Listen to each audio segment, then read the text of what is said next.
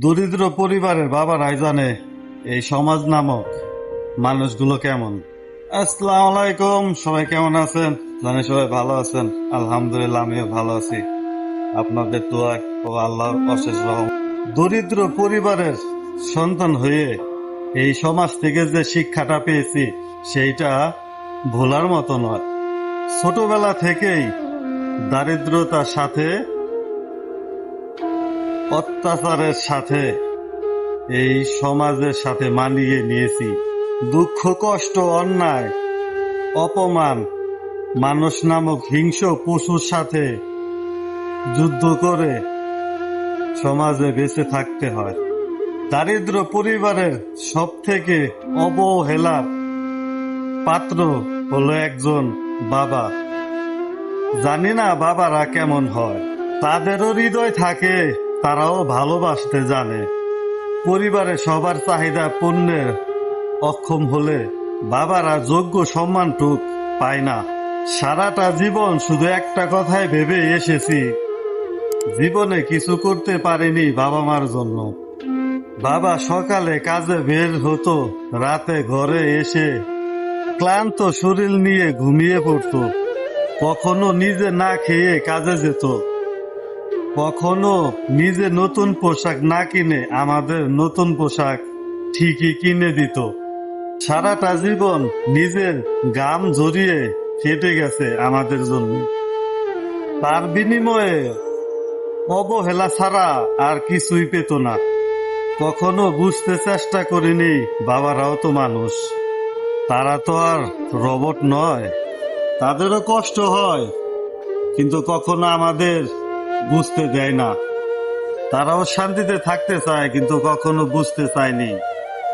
ভাবতাম বাবারা কখনো বৃদ্ধ হয় না, কখনো কষ্টও পায় না।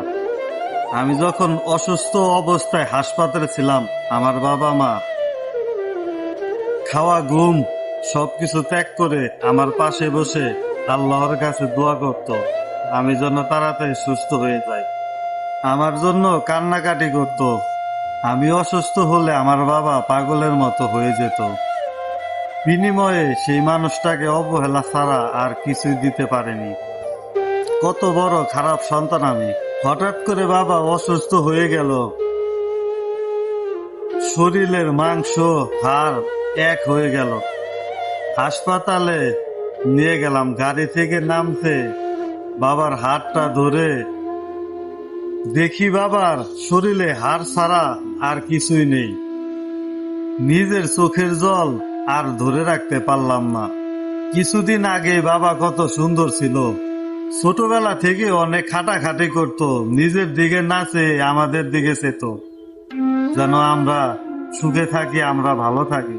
আমি কি করব সেটা কিছুই বুঝতে পারছি না। নিজেকে অনেক অপরাধী সন্তান মনে হচ্ছে। আমি চোখের জল মুছতে মুছতে বাবার পাশে গিয়ে বললাম, বাবা তুমি কেমন হয়ে গেছো, আমার আর ভালো লাগে না। বাবা আমাকে বলল, বাবা আমাকে নিয়ে চিন্তা করো না, আমার কিছু হয়নি। এটাই হলো বাবাদের কথা। আর আমরা স্বার্থপরের মতো সেই বাবাদেরই দেখি না, সেই বাবাদের আমরা ঘৃণা করি, সেই বাবাদের আমরা কাছে ডাকি না। আজ বুঝতে পারছি বাবা নামক মানুষটা কিরকম ছিল, আমাদের জন্য কত কি করছে, আজ বুঝতেছি। তাই বলি বাবা তোমাকে অনেক ভালোবাসি। আমার ভিডিওটা কেমন হয়েছে সবাই একটু দেখবেন, সবাই একটু বলবেন। আপনারা আপনাদের বাবাদের কখনো পর করে দিবেন না, আপনাদের বাবাদের সাথে থাকবেন, আপনাদের বাবাদের পাশে করে রাখবেন।